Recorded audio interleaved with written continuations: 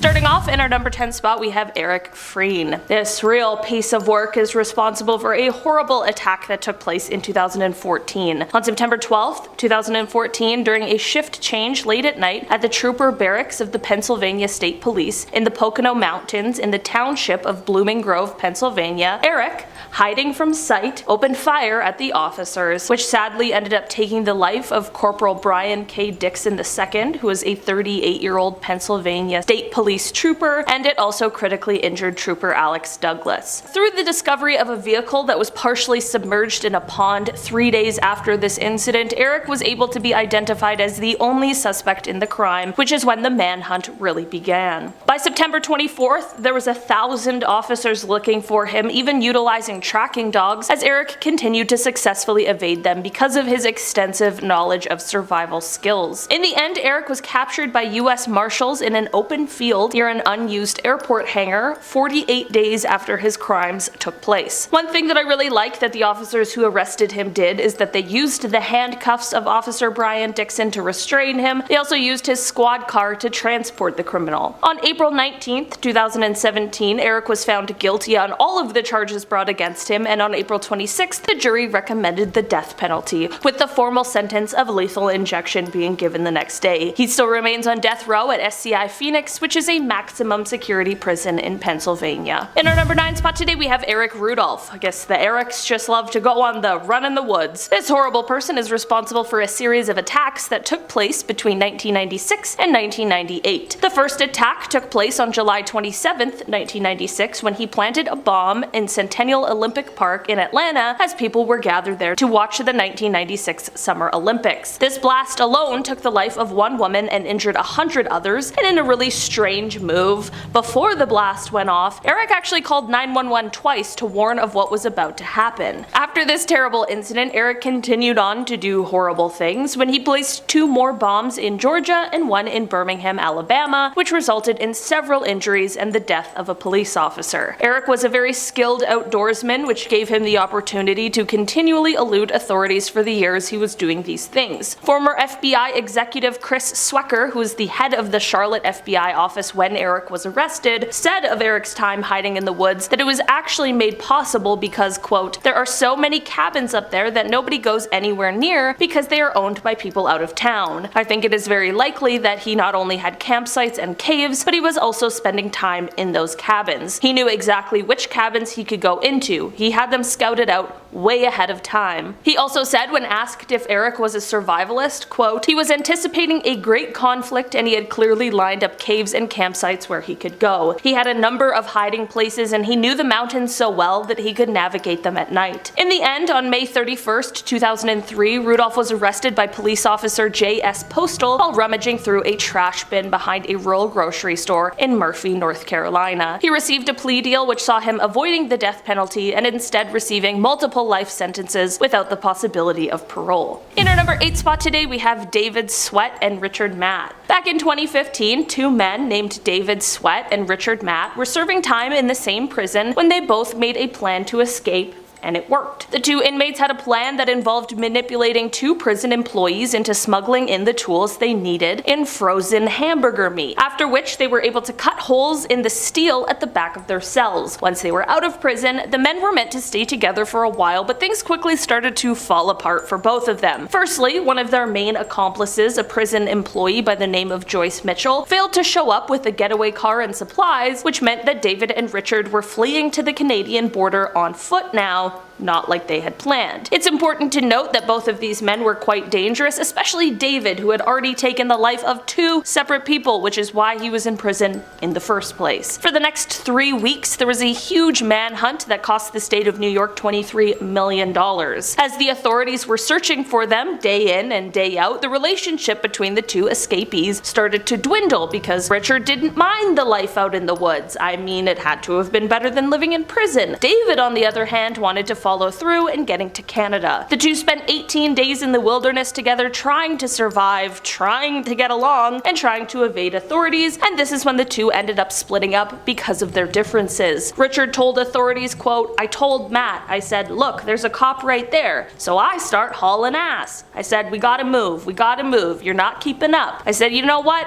I hate to do it to him, but I kept my part of the deal, I got him out, and I bolted on him. I just left him there." 3 days after the two split up, Richard was found by authorities, but when he failed to drop his weapon, he was killed on the spot. David, on the other hand, was caught 48 hours after Richard, and while he too was injured during the apprehension, he survived, was captured, and was placed right back in prison. In our number 7 spot today, we have Troy Knapp. Often referred to as the Mountain Man, Troy had an early start on his criminal history, and this history is what landed him in prison for burglary. After being released while on parole in 2004, Troy really fell off the map because he began to live a life on the run, living in the wilderness. By the time 2007 rolled around, authorities in southern Utah were investigating a string of cabin burglaries that they believed were all committed by one person, and it wasn't until 2012 that this person would be identified as Troy Knapp. They were able to confirm this through cabin surveillance photos as well as a fingerprint that was left behind on a bottle of alcohol. From his disappearance in 2004 until his eventual capture in 2013, Troy survived by breaking into people's cabins, sleeping in the owner's beds, eating their food, and listening to their radios for any updates on the hunt to find him. He would also sometimes steal items from the cabin, including weapons and camping supplies, which he used to help him live in the woods until the next cabin break-in. As authorities closed in on him in 2013, Troy decided to try and shoot at federal agents in a helicopter as they flushed him out of the home he was staying in. Luckily, none of the officers were harmed and Troy was captured that day. In the end, Troy received a plea deal for all of the crimes committed and received a sentence that could see him being released in 2024. In our number 6 spot today, we have Mincho Donchev. This is the name of a convicted killer who went on the run in the woods after escaping from a Bulgarian prison. Well, actually, Mincho escaped from the prison, moved to the United States, was convicted in Seattle for trying to burn down a home in 1985, and after this is when he fled to the woods. For over 10 years, Mincho lived this life on the lam. He moved through Washington State. He carried on by stealing food, clothes, and other supplies from nearby vacation cabins. Of course, the multitude of break-ins caused an investigation to begin, and eventually he was caught and arrested for these crimes. Once he was arrested again, I assumed he would likely be returned to Bulgaria to finish out his sentence for the killing, but in the end he was no longer wanted in Bulgaria because the statute of limitations had expired. In the United States, however, he was once again tried and convicted, this time for all of the break-ins and robberies he committed over the decade. In our number 5 spot today, we have Ted Kaczynski. Ted Kaczynski is most often referred to as the Unabomber due to the atrocious crimes that he committed. He was known as being quite bright from a young age, and it is believed that he had an IQ of about 167. He was accepted into Harvard at the age of just 16 years old, and he went on to receive a PhD. At 25, things were still looking bright for the guy. He had landed himself a job as an assistant professor at the University of California, Berkeley, but 2 years later he resigned from that position and his life took quite a drastic and dark turn. In 1971, it is said that Ted moved to a remote cabin in Montana that had no electricity or running water, and from 1971 until 1977, Ted learned to live a hermit, off-the-grid lifestyle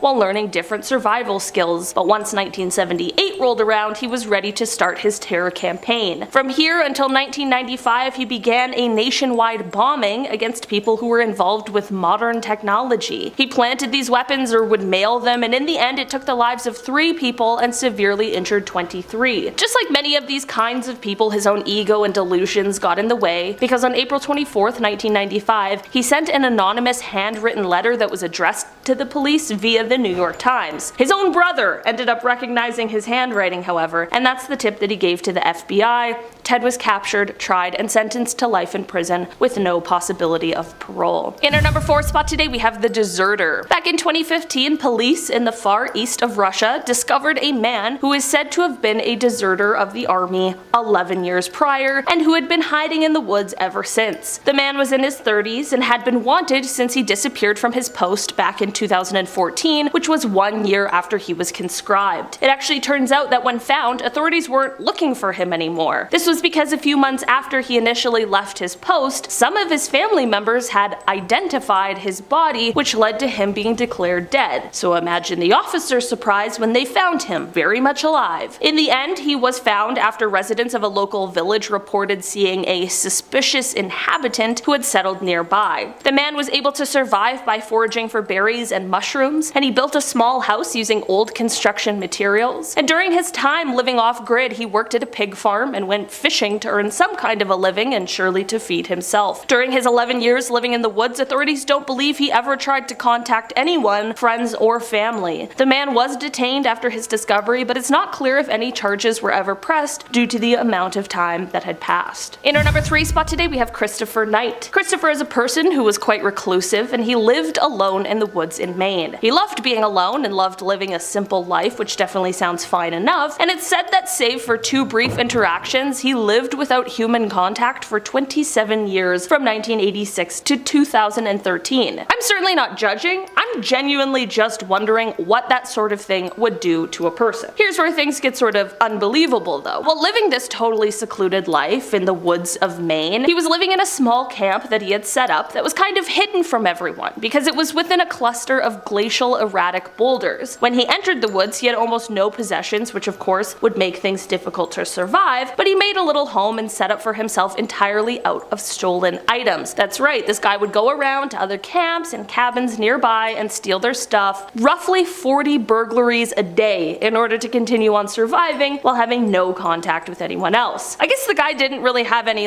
scary motives, but of course you absolutely cannot steal people's belongings. Eventually he was caught mid-burglary and he confessed to all of the other crimes, and he did describe his understanding of how unethical his behavior was, and it was determined he was very unlikely to reoffend. Christopher spent 7 months in jail, he paid $2,000 in restitution, and he completed a court program and 3 years of probation. After his release, he went on to meet with the judge every week, he avoided alcohol, and he even secured a job with his brother. There have been many articles written about Christopher's pretty fascinating story, and people are always trying to get to the bottom of why he lived his life like this. He is quite reluctant to share, but what he has said is, quote, "Solitude bestows an increase in something valuable, my perception, but when I applied my increased perception to myself, I lost my identity. There was no audience, no one to perform for. To put it romantically, I was completely free." In our number 2 spot today, we have David Lidstone. For nearly 3 decades, 81-year-old David Lidstone has lived in the woods of New Hampshire in a small cabin that is fit with solar panels to provide him power. I'll be honest, David is not a terrifying person, and in fact it seems as though he really minded his own business. He grew his own food, cut his own firewood, and spent his time tending to the chickens he had, as well as the pet cat. He was just a man living an off-the-grid life, but a few years ago an unfortunate revelation came to life that threatened everything that David had built. David actually found himself being arrested after he was accused of squatting on private property for the 27 years he was living in this self-sustained cabin because the man who owns the land wanted Dave and his cabin gone. The land that the cabin sits on has been owned by the same family since 1963, and while David claims that many years ago the owner gave him his word allowing him to live there, unfortunately he failed to get this promise in writing. This has led to this situation where the current owner now sees him as a squatter. The landowner claims to have not even known of David's presence until 2015 when a town administrator brought it to his attention due to some concerns over the property. While many people, especially kayakers and boaters who have come to know Dave quite well over the years since his cabin sits right on the river, have offered to help cover the costs to allow him to stay, even if the landowner agreed, unfortunately his way of life is in violation of local and state zoning and environmental regulations, and there is no access to a road. Unfortunately, while in jail, the cabin David had spent all those years in ended up burning down, with the fire being ruled accidental. After his release, supporters of David were able to find him temporary housing while he figures out what comes next for him. In our number 1 spot today, we have The Wild Man. This encounter story is a bit different than the others on this list today because of the time period it takes place in, and because we have actually no idea who this person living in the woods really was. Let's take it back to 1877. Gold miners are traveling through the Globe Valley in Caldwell County, North Carolina. As they traveled through, they encountered what they later described as a, quote, wild man. The miners were shocked at what they were seeing because he appeared quite a bit taller than many people of the time, time, estimating this man to be about 6.5 feet. When the man caught a glimpse of the miners, it is said that he quickly turned around and proceeded into the woods. The miners, of course, went to track the man down. It was the 1800s after all, and it is said that they tracked him down to a cave. Here, they found his home, which included the bones of many animals scattered throughout, which showed them that he had clearly been here for a while. At the end of the day, no one is exactly sure who this man was, where he came from, or where he went, but it's clear that he was very comfortable living his life in the middle of the woods. Starting off in our number 10 spot, we have Quincy Allen. Quincy Allen is a man who went on a crime spree between July and August of 2002 where he took the lives of 4 people. His crime spree was actually inspired while he was in prison serving time for stealing a vehicle. It was here that a fellow inmate decided to start recruiting others and told him that he could get Quincy a job as a mafia hitman. When Quincy was released, he decided to buy a shotgun so he could start practicing. Man, I really wish he showed this kind of dedication to literally anything else. Quincy started off this horrific crime spree on July 7th, 2002 by attacking a 51-year-old homeless man who was sleeping at the time. Luckily, this man was able to survive the attack. His crimes continued until he was arrested on August 14th, 2002. After his arrest and trial, Quincy received a sentence of death and is still on death row awaiting execution. His sentencing did not deter him from the criminal life, however, as in 2009, Quincy, along with another inmate, planned an attack on a correctional officer at the prison they both reside at. Quincy was intended to be executed on January 8th, 2010, but there was a stay of execution that was accepted, and as of July 26, 2022, literally just over a month ago, Quincy's death sentence was overturned. In our number 9 spot today, we have the Golden State Killer. The Golden State Killer is one of the most famous serial killers of all time, and he managed to elude police for 30 years. From 1973 to 1986, the GSK was responsible for taking the lives of 13 people, harming 50, and 120 different burglaries all across California. Throughout the investigation process, he used different tactics to both taunt and threaten police and victims, which is just another level of being messed up. If you don't know how this story ends, buckle up though, because it is wild. So you know those like family DNA tests like 23andMe where you send in your DNA and then they send you back your genealogy? Well, basically these kinds of services helped identify who the real Golden State Killer was. In 2018, when Detective Paul Holes and FBI lawyer Steve Kramer uploaded the Golden State Killer DNA profile, which they were able to obtain from the crime scenes, to the website GED Match, they were able to find 10 to 20 people who had the same great-great-great-grandparents as this DNA match. From there, a genealogist made a large family tree, and then they were able to single out 2 main suspects. After covertly collecting DNA samples from one of the suspects and comparing them to the crime scene DNA, they were finally able to arrest Joseph James D'Angelo, who is the Golden State Killer. After decades of waiting, the victims of his crimes were finally able to see justice served as he was sentenced to 12 life sentences plus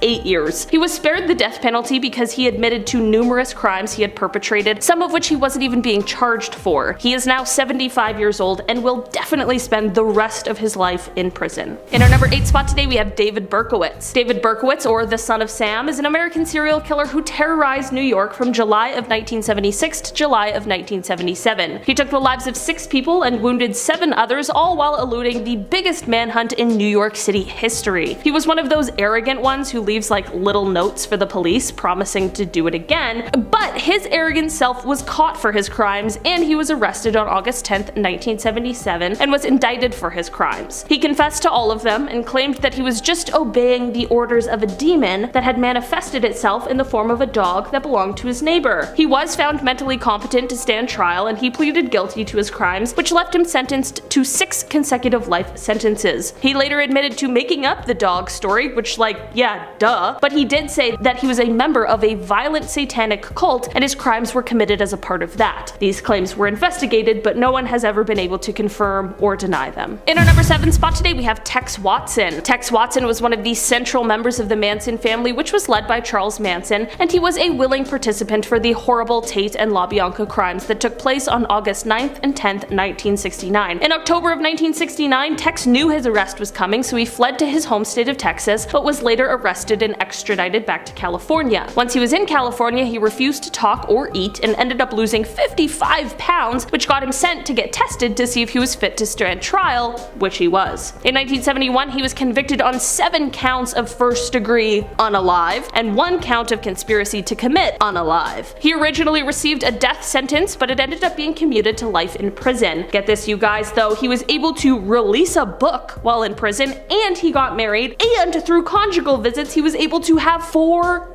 children.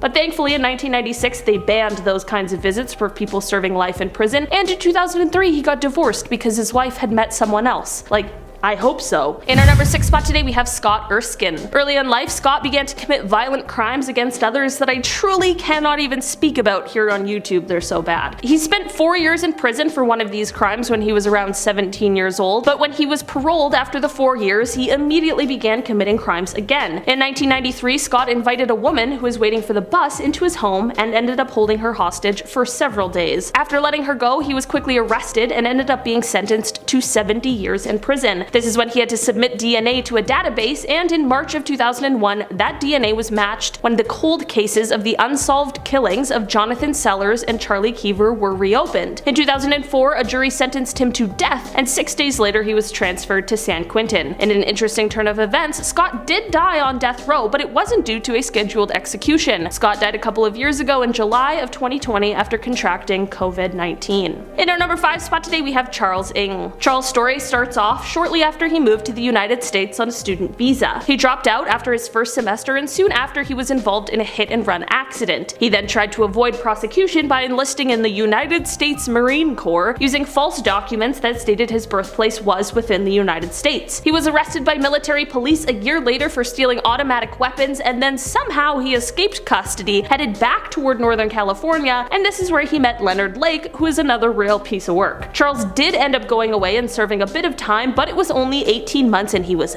back with Leonard, and that is when the two started their crime spree. It is believed that together the pair took the lives of somewhere from 11 to 25 different people. When Leonard was caught and brought in for questioning, he sneakily took a cyanide pill he had hidden in his jacket and took his own life, but Charles ended up standing trial. He was convicted for 11 of the killings, and he remains on death row at San Quentin. In our number 4 spot today we have Sean Great. Sean is a serial killer who committed a series of crimes from 2006 until he was apprehended in 2016. Throughout his decade of criminal activity, it is thought that he took the lives of at least 5 people. So basically, his story is a little confusing, but in September of 2016, Sean was arrested and later indicted for 2 killings as well as a kidnapping and harming a woman whose 911 call actually led to his arrest. At the same time, in another county next door, he was also being charged with 2 other deaths, as well as another one from all the way back in 2016. This final count from all of those years ago was actually an unsolved Jane Doe case who had been unidentified for 12 years. When Sean confessed to this crime, he wasn't even sure who she was, he just said he believed her name was Dana. On May 7th, 2018, Sean was convicted on 2 of the counts, and on March 1st, 2019, he pleaded guilty to 2 of the others, and on September 11th, 2019, he pleaded guilty to the additional count. In the end, he was sentenced to death and has remained on death row since that final plea and sentencing, and he is currently scheduled to be executed in 2025. In our number 3 spot today we have the Zodiac Killer. This one had to make it on this list because while there are a plethora of terrifying people on this list, nothing is as terrifying as an uncaught serial killer, and the Zodiac is definitely the most prolific of them all. The Zodiac Killer took the lives of 5 people in the San Francisco Bay Area between 1968 and October of 1969. He was most known for targeting young couples or a lone male cab driver. Despite 2 people luckily and thankfully escaping his attempted evil doings, he has still never been caught. While no one has heard from the Zodiac since 1974, the case remains active in many different counties, and maybe one day we'll finally know who the real Zodiac is. In our number 2 spot today we have Dale Hausner and Samuel Dietman. Known as the serial shooters, the crimes these guys committed are definitely on the list of fears I have, which I'm pretty sure spawned from a Criminal Minds episode. These 2 were actively committing these crimes between May of 2005 and August of 2006. Basically, they were arsonists who would randomly set fire to objects, but they would also drive around and commit random drive-by shootings. That's the really scary part. The fire thing is also bad, don't get me wrong. There's just something about completely random violence that absolutely terrifies me. In the end, a series of tips is what led investigators to identify the perpetrators of these horrible crimes. In particular, one from a friend of Samuel who explained that Sam had actually confessed to some of the killings one night while drinking. In Dale's trial, he was found guilty of 80 out of the 87 felony charges that were brought forth, and that was all in one single brutal trial. In the end, he was sentenced to death 6 times, and his brother, who was later found out to have assisted in some of the crimes, was sentenced to 25 years. Samuel was sentenced to life in prison without the possibility of parole. In our number 1 spot today, we have the Doodler. While this nickname sounds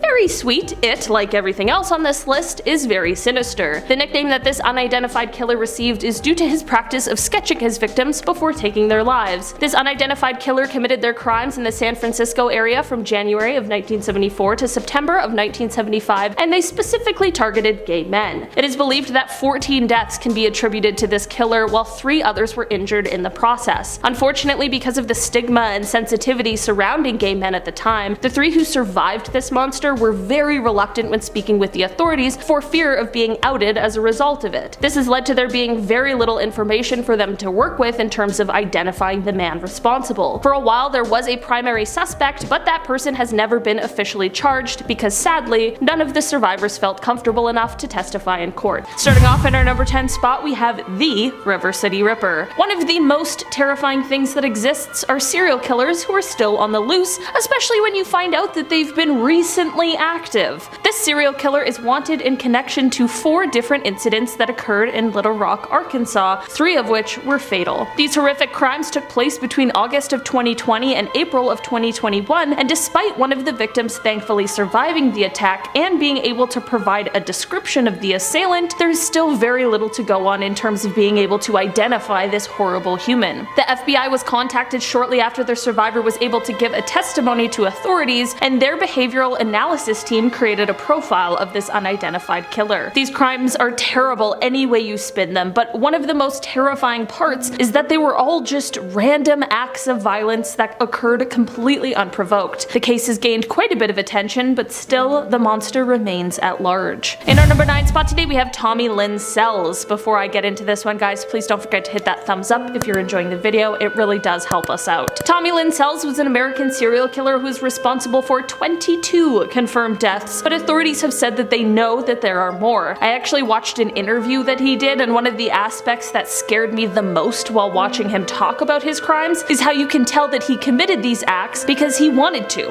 and because he liked it. In the end, Tommy was caught because of someone who survived his attack in the most incredible way. She was able to go on and give such a good description of him that it led to his capture, and she was able to positively identify him. Not only did she save her own life, but who knows how many others. In the end, Tommy and his crimes were deemed so horrific that he received the death sentence. While in jail, he said that there wasn't one day that went by where he didn't think about, quote, the one that got away, which is absolutely chilling. Tommy's life came to an end when he was executed on April 3rd, 2014. In our number 8 spot today, we have Glenn Stewart Godwin. Man, this guy definitely has quite the history. So basically, in 1980, Glenn was working in California and didn't really have too much of a criminal record. For some reason, he and his roommate, however, decided to make a plan to rob someone that they knew who was once a friend of theirs. Of course, things go awry, and it turns into a botched robbery, and Glenn ends up taking the life of the person they were robbing. Also, this isn't necessarily important to what we're talking about today, but it's so unhinged I just can't leave it out. In an attempt to destroy evidence, Glenn tried to blow up the crime scene. The explosive went off, but obviously they were still able to figure out who committed the crime. Both Glenn and his roommate were both tried and convicted for the crimes in 1983. This, of course, is not where the story ends. In 1987, Glenn tried to escape prison and failed, and this landed him at a higher security prison, Folsom State Prison, which is maximum security. Somehow, once at this new prison, he attempted another escape, and this time was successful. He fled to Mexico, where he tried unsuccessfully to be a part of the illegal drug trade. He was arrested again and sentenced in Mexico, and this is when American authorities began the process of getting him extradited. During this process, Glenn decided that it would be a brilliant idea to take the life of an inmate who was a member of the Mexican drug cartel, which very obviously slowed the process of extradition. This gave him time to plan another escape, which he did in 1991, and since then, he's been on the run. No one knows where he is. How lovely. In our number 7 spot today, we have Rose West. Rose West is an English serial killer who committed her crimes alongside her husband. He definitely also would make a spot on this list, but he decided to take his own life in 1995 after being arrested while awaiting trial. The terrible pair were investigated and subsequently arrested for taking 9 lives together, with Rose receiving an additional charge for another 10th life. During the court proceedings, against the advice of her counsel, Rose decided that she would testify herself, and what a trip that was. During her testimony, she sometimes was very tearful and very dramatic, but of course, an act like that can be hard to keep up, so other times she was just cracking jokes and laughing. Imagine doing your tight 5 while you're on trial for the worst of the worst crimes. Luckily, it seems as though the jury hated that as much as I do, because they all came back with a unanimous verdict of guilty on all 10 crimes. In prison, Rose West met Myra Hindley, which if you don't know who that is, she committed a bunch of very similar crimes with her partner as well, and the two became besties and even had an affair in jail. But throughout the whole thing, Rose is still trying to say that she was totally innocent and that Fred was completely responsible for all of the crimes. So wild. In our number 6 spot today, we have Chester Turner. Chester is an American serial killer who, on April 30th, 2007, was convicted of taking the lives of 11 women in the Los Angeles area, and on June 19th, 2014, he was convicted of 4 more that they were able to tie back to him. He has been referred to by prosecutors as one of the most prolific serial killers in the city's history, and if you know Los Angeles' history with things like that, that is not something to take lightly. Due to other crimes that Chester had committed where he was caught, he had to submit a DNA sample. This sample is what ended up leading authorities to solving these horrific crimes that he had committed. At the time, these cases were turning cold, but thankfully Chester being caught for other crimes is what allowed them to have a break in the case. In his original trial that led to conviction, Chester was sentenced to death, but at the following one in 2014, he also received an additional death sentence. In our number 5 spot today, we have Gary Ridgway. This horrible human being is also sometimes known as the Green River Killer, and his crimes took place somewhere between 1982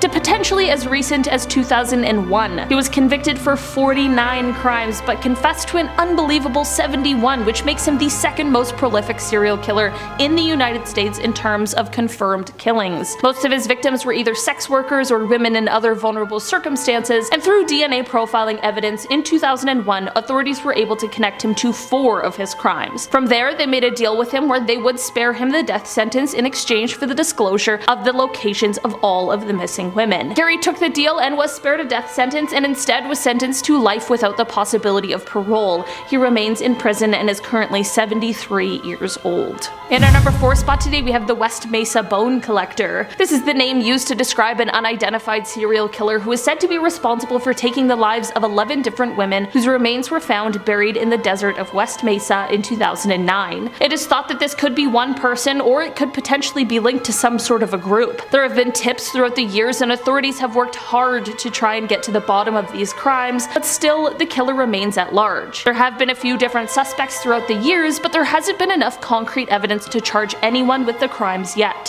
What's interesting about this case is that, although the remains were found in 2009, according to authorities, upon examining satellite images, it is believed that the last of the remains were placed there in 2005. In our number 3 spot today, we have Hebert Mullen. It is said that Hebert, before his crime spree, was quite bright and well liked. He was voted most likely to succeed in high school, but by his mid-30s, his life had taken a dark turn, and he was now a serial killer who would go on to take the lives of at least 13 people. To be perfectly honest, Hebert definitely had some mental illness struggles that greatly contributed to the horrific crimes that he committed. That does not excuse what he has done, but it would be completely unfair not to mention that part of the story. Experts have explained that Hebert suffers from paranoid schizophrenia, and he believed that his crimes were preventing earthquakes in California. He only believed this sort of fantasy more after his arrest because, coincidentally, there were no earthquakes in California during his crime spree, but there was one shortly after his arrest. In 1973, he was sentenced to life in prison, and although he has been up for parole a number of times, he has been denied every time, with the next hearing taking place in 2025. In our number 2 spot today, we have Jeffrey Dahmer. This is one man who was exceptionally terrifying because of his actions, but he was also very smart, which adds an extra layer of terror to this one. Dahmer, who became known as the Milwaukee Monster, is one of the most prolific serial killers ever, and considering everyone we've talked about today, we know that's not an easy title to get. He became fixated with animals at a young age, and if you're interested in true crime in criminology, you know what happens next and how bad of a sign it is. Dahmer dropped out of business school due to alcohol abuse after just 3 months and enlisted in the US Army to train as a medical specialist, but that didn't last long as he was discharged after he attacked 2 fellow soldiers. After this, Dahmer fell hard into alcoholism, and this is when he went on his killing spree. Just to be clear, those 2 things are not related. I know you know that, but I don't want anyone to think otherwise. Between 1971 and 1999, Dahmer went on to take the lives of 17 people, and some of the things that came after included the permanent preservation of the body parts, typically all or part of the skeleton. So, yeah. Things were very, very dark. One of his victims was able to escape and booked it to the police, which is of course what led to Dahmer being caught for his atrocious crimes. When they got there, the chief medical examiner remarked that it was more like dismantling someone's museum than an actual crime scene. In the end, Dahmer was tried and convicted and sentenced to 15 life imprisonments, and in February of 1992 he received an additional life sentence for a crime he hadn't yet been tried for that occurred in Ohio. In our number 1 spot today we have Christopher Scarver. On June 1st, 1990, Christopher showed up at the Wisconsin Conservation Corps Training Program office, and there he demanded money from the man he found. When the man only gave him $15, Christopher went on to shoot him. Christopher then went and demanded money from another man and continued to shoot the man that he had already shot until this second man gave him more money. Christopher was caught and convicted for this atrocious crime, but his story does not end here. On November 28, 1994, Christopher was assigned work detail with 2 other inmates. One was Jesse Anderson, who had taken the life of his own wife, and the other was none other than the man we just talked about, prolific serial killer and monster, Jeffrey Dahmer. Well, when the 3 were left alone, Christopher took a bar from a piece of equipment in the exercise room, and he used that to basically beat and then kill the other 2. Not gonna lie, there is no excuse and no reason for any of the crimes that these people committed, including these ones, but there is a very weird sort of poetic justice to that. Christopher was tried again for these 2 crimes and received 2 more life sentences. Starting off this list in our number 10 spot, we have the alphabet. There are a lot of scary people on this list today, but some of the scariest people out there are the ones we know have committed horrific crimes, but have yet to be identified. Yes, we are talking cold cases, unsolved crimes right now, and we are talking one of the worst. The alphabet killings are a series of unsolved crimes named because of how each victim had their first initial that matched their last. So like their first name and their last name started with the same letter.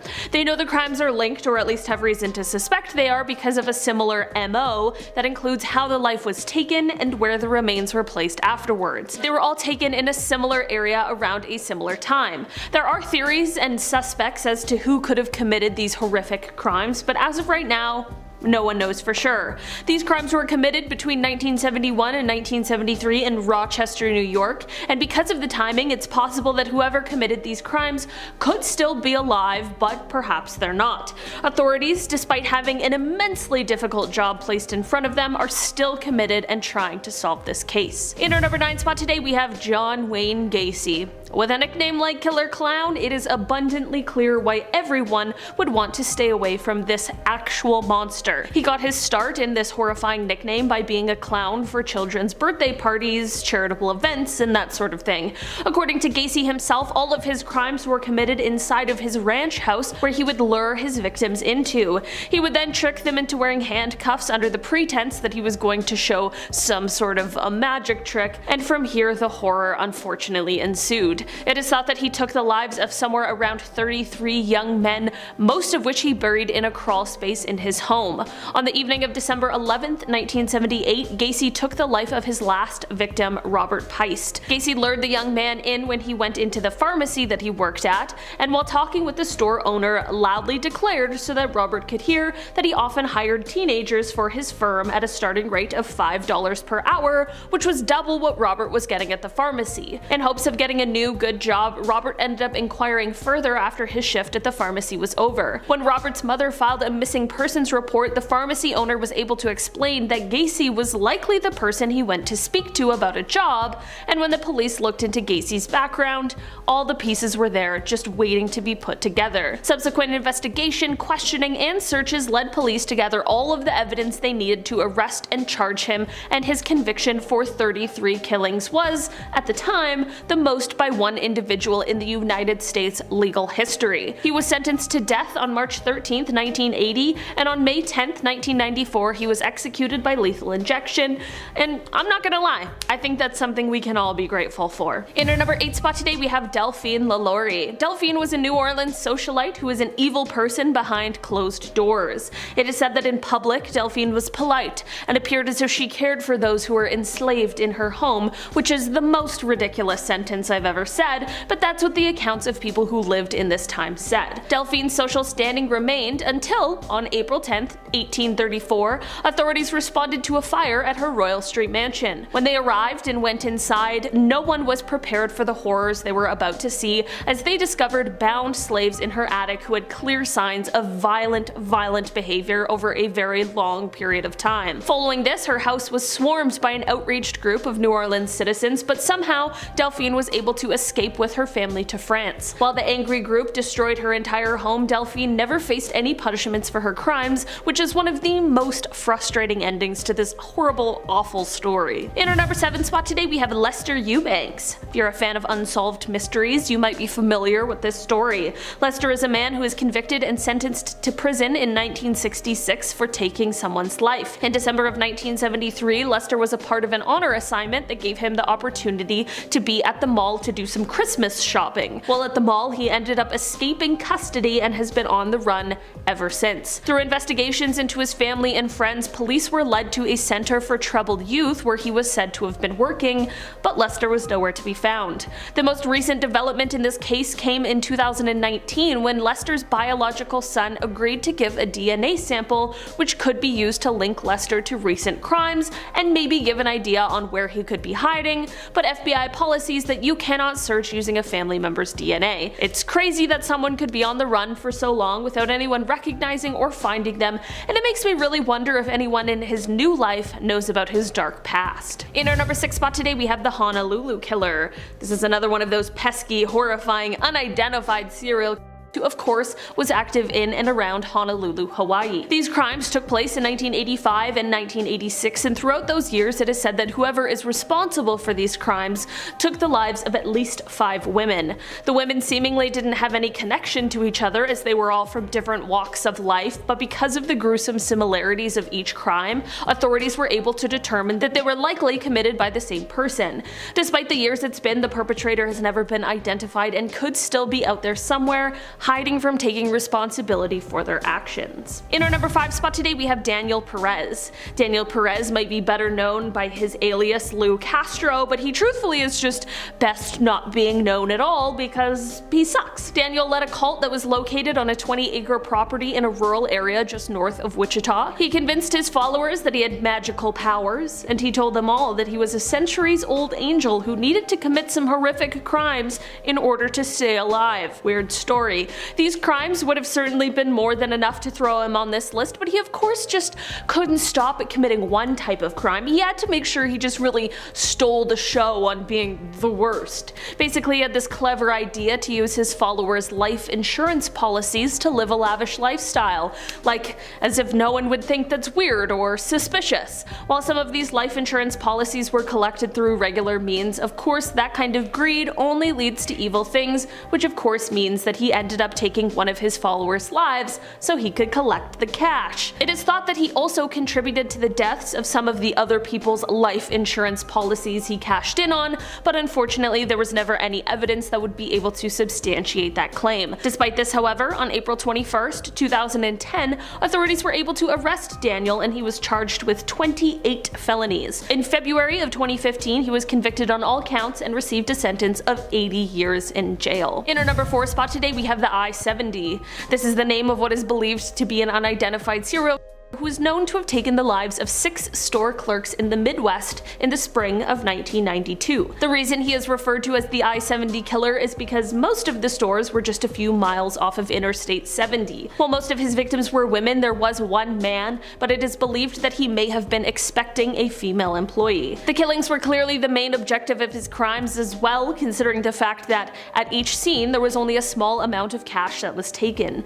Aside from these initial 6 crimes, it is thought that he also also might be responsible for the deaths of 3 more store clerks in Texas in 1993 and 1994, as well as 1 more in Indiana in 2001. This story has been featured on episodes of Unsolved Mysteries, America's Most Wanted, and Dark Minds, but despite this, whoever is responsible has never been identified. In our number 3 spot today, we have Ted Kaczynski. Ted Kaczynski is most often referred to as the Unabomber due to the atrocious crimes that he committed. He was known as being quite bright from a young age, and it is believed that he had an IQ of about 167. He was accepted into Harvard at the age of just 16, and he went on to receive a PhD. At 25, things were still looking bright for the guy as he had landed himself a job as an assistant professor at the University of California, Berkeley, but 2 years later he resigned from that position and his life took quite a drastic and dark turn. In 1971, it is said that Ted moved to a remote cabin in Montana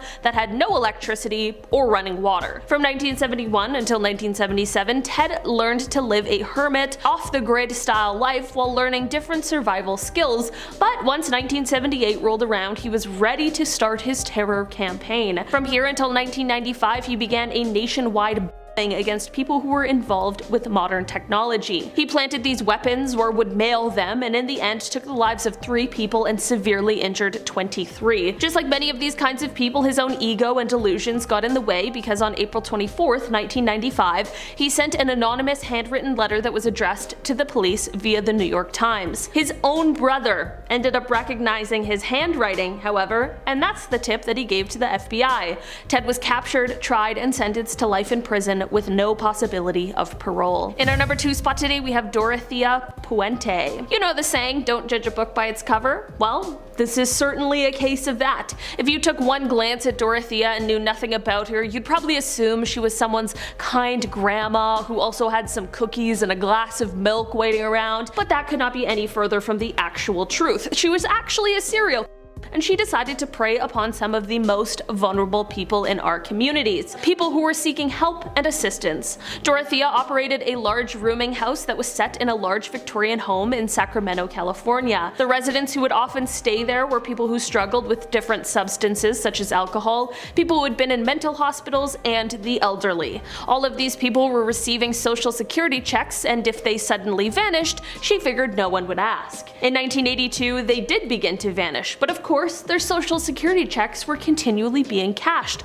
Of course, as it turns out, Dorothea was taking their lives and then their money. She has now been called the landlady from hell. In our number 1 spot today, we have Albert Fish. Albert is one of the oldest people on this list, but that does not mean his crimes were any less horrific than anyone else's. Dubbed the Brooklyn Vampire or the Moon Maniac or even the Boogeyman himself, it is clear that Albert was a terrible human being who did terrible things. In the early 1900s, Albert was arrested, tried, and convicted for killing and eating 3 people, but the horror was not over here. No, Albert began to claim that although people knew about 3, the number was actually closer to 100, and he even claimed that he had some in every state. That's disgusting. To make matters even worse, as if this wasn't already terrible enough, this deranged lunatic also sent a letter to the mother of one of his victims. He detailed everything about how he lured her and the rest of the horrific things that occurred afterwards, like how he proceeded to eat her over the course of 9 days.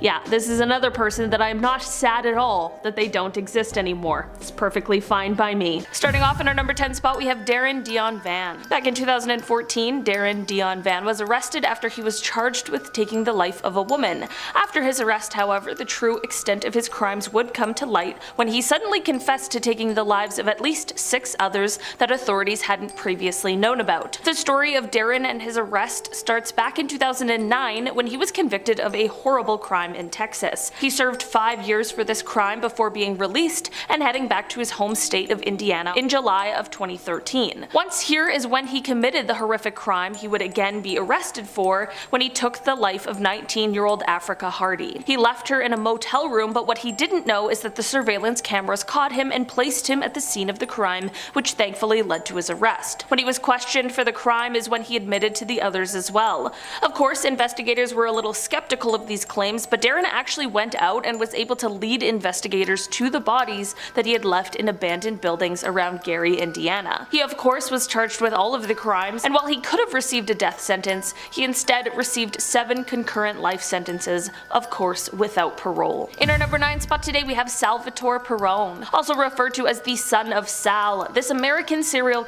terrorized the streets of Brooklyn for months back in 2012. People were terrified as there was some sort of unidentified killer who was taking the lives of shopkeepers. Basically, this monster was specifically targeting shopkeepers who were of Middle Eastern descent. He would go into the store around closing time when they were alone, and he would use the same sawed-off weapon in each attack. In the end, after his months of terror, Salvatore took the lives of Isaac Kader, who was 59, Mohammed Gabelli, who was 65, and Ramatal Vidapur, who was 78. After someone was thankfully able to identify Salvatore based off of a photo that authorities were circulating, they were able to obtain a warrant to search his girlfriend's home. Here, they found a duffel bag that he actually had with him in the photo that was used to identify him, and in the bag were 2 weapons, and through ballistic and blood testing, experts were able to tie these weapons to the cases. Although Salvatore was never charged with hate crimes, he was charged with the 3 killings, and after a very tumultuous trial where he continually had outbursts that claimed his innocence, it only took the jury 30 minutes to come back with a conviction. Salvatore was sentenced to the maximum sentence of 75 years to life in prison, but not before Brooklyn Supreme Court Justice Alan Morris said, "You're lucky we don't have the death penalty here in New York. You would be a prime candidate." In our number 8 spot today we have Michael Madison. On July 19th, 2013, police were called to a neighborhood after there were reports of a horrible smell. Unfortunately, this investigation would turn out to yield horrifying results when authorities searched a garage and found a decomposing body inside. The following day, they found 2 more bodies, one in a backyard and the other in the basement of a house that was sitting vacant. The garage where the first body was found was leased to a man named Michael Madison, and because of this gruesome discovery, police got a warrant and entered his apartment, where it is said that they found, quote, further evidence of decomposition. Of course, authorities quickly took Michael into custody, not without a brief standoff, and they also worked to identify the victims. They found out that they had been Shatisha Sheely, she was 28 years old and had been missing since September of 2012, Angela Deskins, she was 38 and was a resident of Cleveland who was reported missing in June 2013, and finally Sherelda Helen Terry, who was just 18 and was last seen on July 10th, 2013, leaving a Cleveland elementary school where she had a summer job. On July 22nd, 2013, Michael was charged with the crimes, and he had his bail set at $6 million,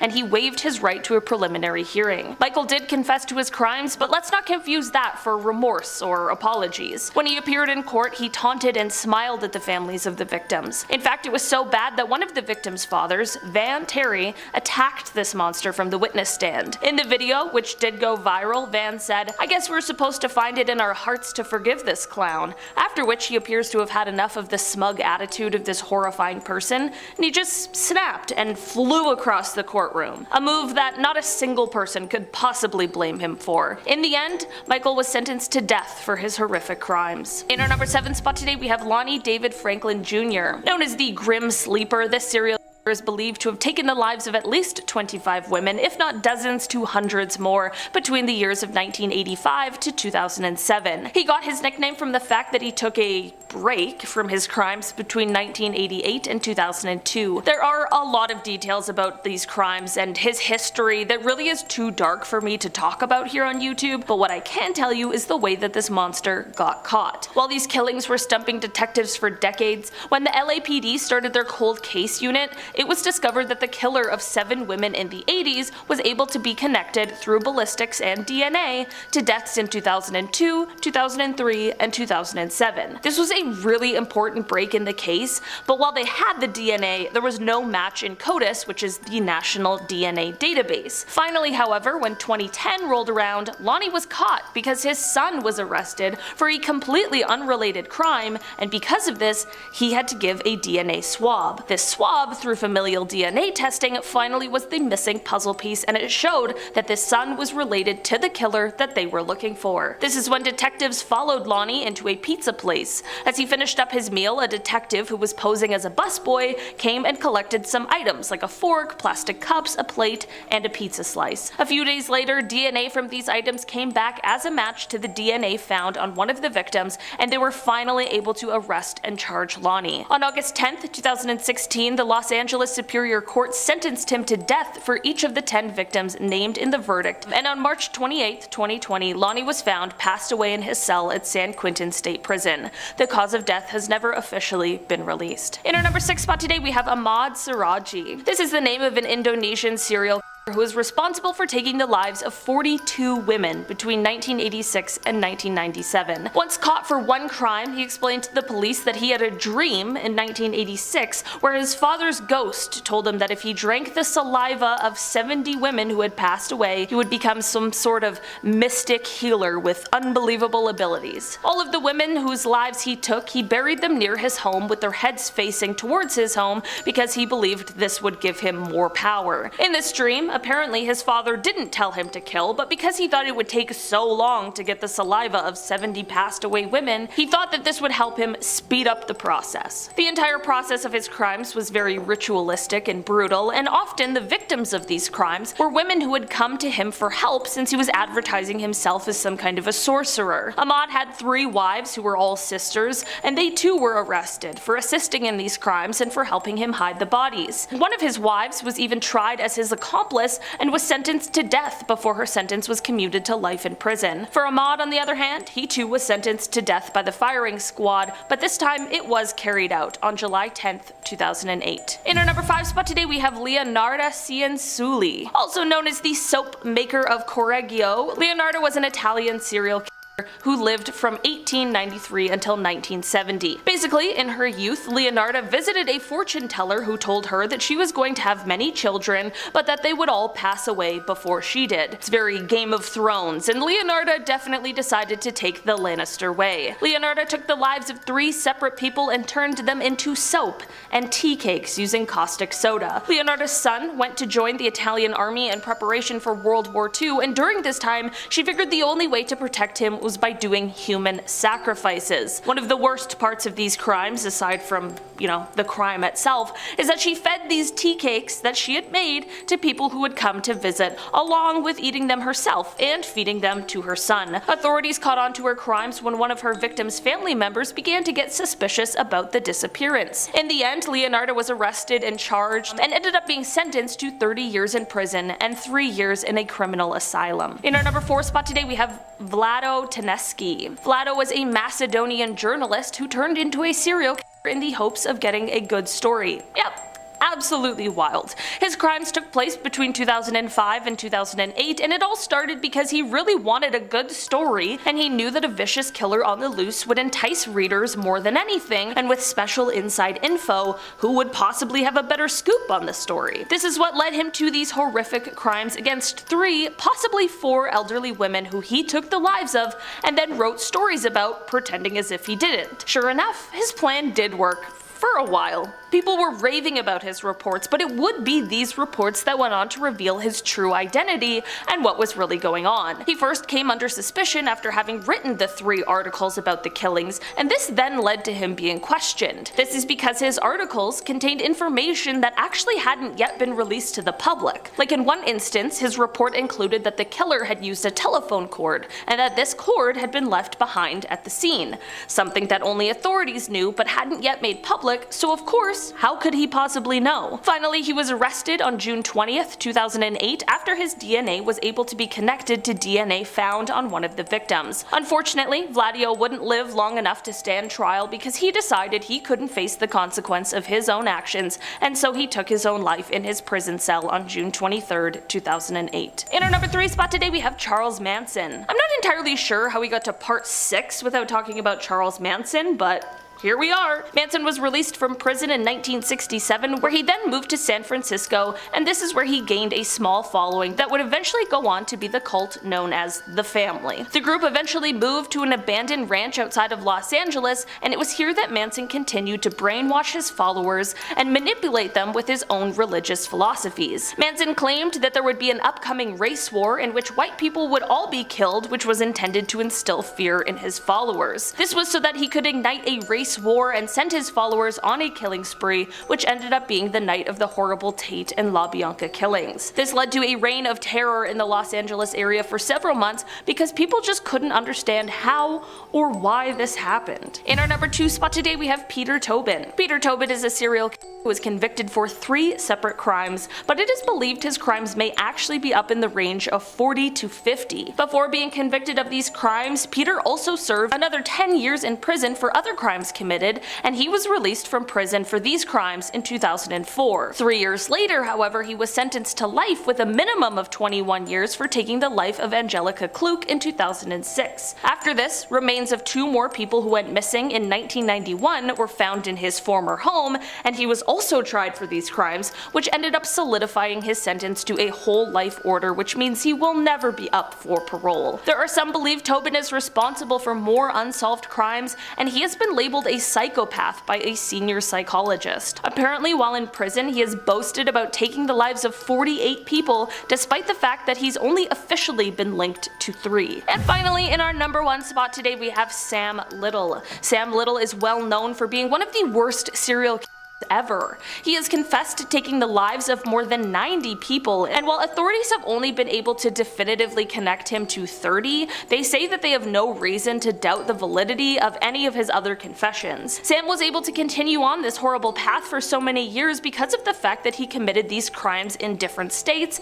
and different counties, which made it more difficult to connect his crimes to one another. In an interview with an investigator named Sergeant LeBlanc, as they discussed religious beliefs, they spoke about the nature of sin. Sam stated that he had no fear of God and said that God made him this way, so why should he ask for forgiveness? He said that God knew everything that he did, and he also allegedly told a few select people that he believed that he was the devil. Starting off in our number 10 spot, we have Angel Resendez. Also known as the Railroad Killer, Angel is said to have committed somewhere around 23 horrific crimes during his spree in both the United States and Mexico in the 1990s. He went on to become known as the Railroad Killer because of the fact that most of his crimes were committed near railroads, where he had just jumped off of trains he was using to travel around the country. Most of his crimes took place in the homes of those he harmed, and usually after the crimes he'd linger around to eat their food and sometimes steal their sentimental items. Sometimes he'd even take jewelry to re-gift to his mother and sister. In June of 1999, he was listed on the FBI's 10 most wanted fugitives list, and when his sister saw him there, she was worried he would continue harming people, so she thankfully contacted the authorities. After this, they were able to convince him to surrender, and he was sent to trial. In the end, he was sentenced to death by the jury, and although there were multiple appeal attempts, his death warrant was signed, and on June 27, 2006, he received his sentence. In our number 9 spot today, we have the Long Island serial killer. Also known as the Craigslist Ripper, the LISK is an unidentified suspect who is believed to have taken the lives of 10 to 16 people over the last 20 years. The victims so far that are known have been sex workers who used Craigslist to advertise their work. After the disappearance of Shannon Gilbert, police were searching an area along the Ocean Parkway, and that is when they began to discover the remains of the victims. The first 4 were found in December of 2010, with another 6 being found in March and April of 2011. As of December 2015, the FBI is now officially involved in the investigation. There has been a suspect in this case, but any formal charges have not been laid in terms of these crimes.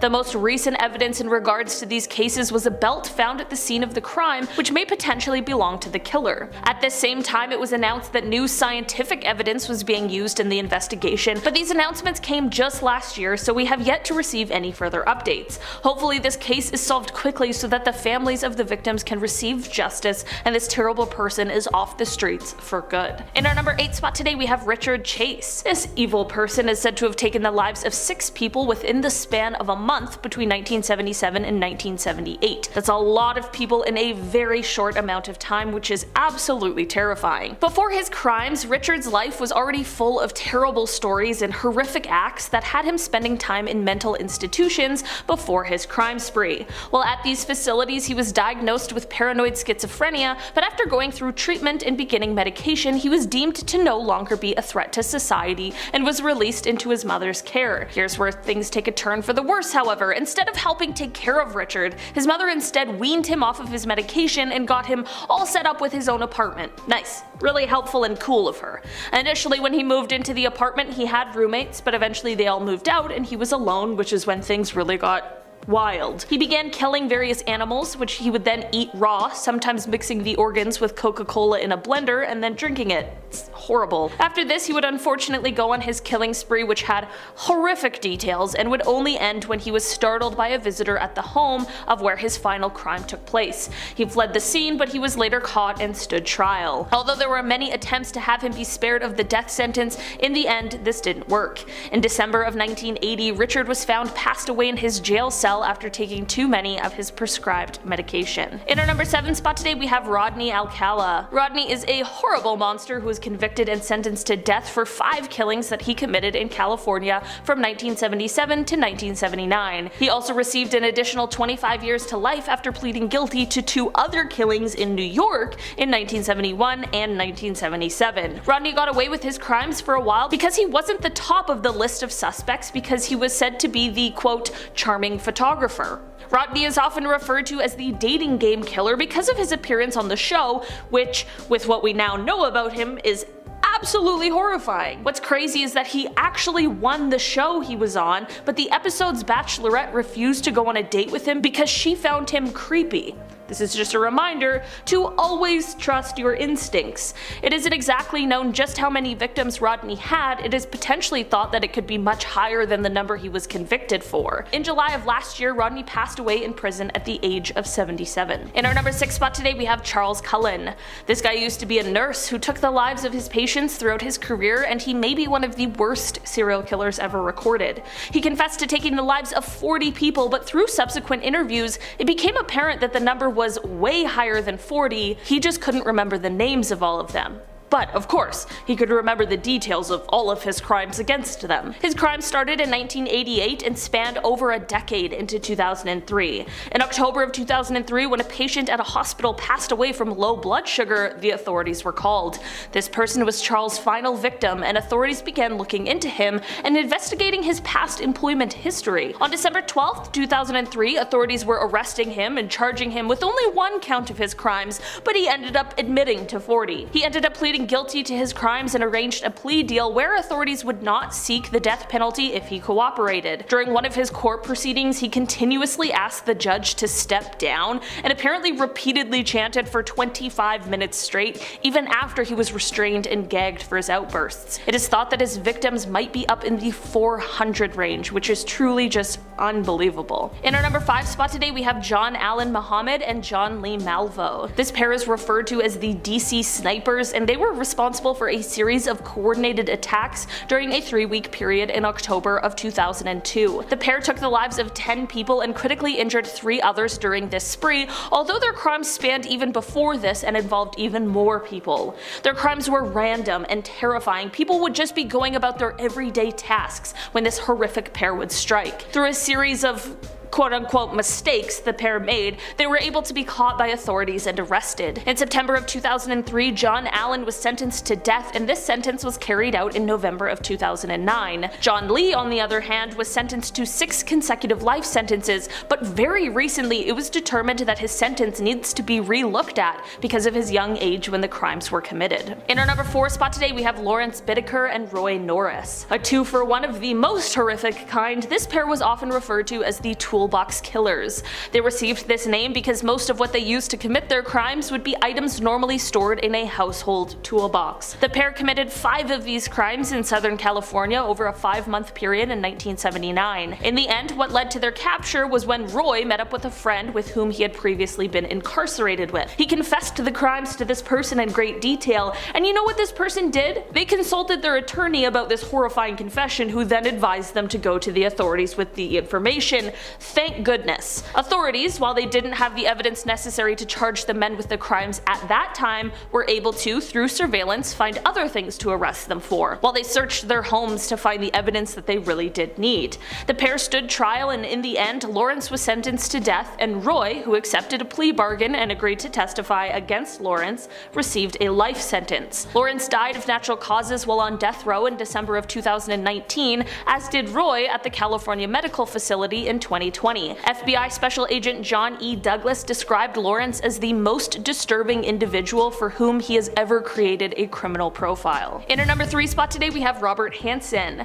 Robert is often referred to as the Butcher Baker, and his story truly is horrific. He is one of the most prolific serial killers in Alaska's history because for over a decade he would kidnap women and bring them into the wilderness, where he would then stalk them like prey. The reason he got away with his crimes for so long is because outside of these horrifying crimes, he was just a soft-spoken baker. Robert was heading to church by day and prowling the streets at night. What led to the downfall of this horrible monster was a badass named Cindy Paulson, who was able to escape from Robert and was sure to leave evidence behind. She then went to authorities and told them what happened, and this led to a search warrant for Robert's property, which is where all the evidence they needed lied. Robert is believed to have taken the lives of at least 17 women, and in 1983 he was sentenced to 461 years and a life sentence without the possibility of parole. In our number 2 spot today, we have William Bonin. This horrible person is said to be responsible for taking the lives of 21 young men in Southern California from May of 1979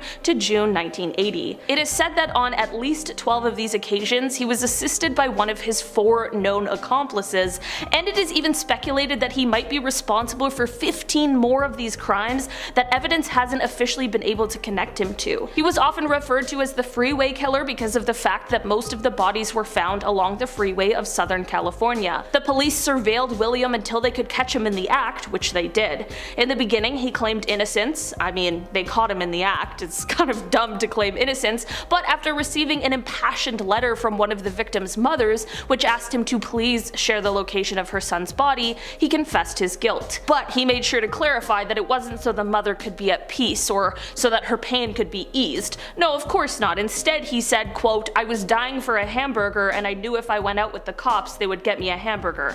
At his first trial, the prosecutor described him as, quote, "the most arch-evil person who ever existed."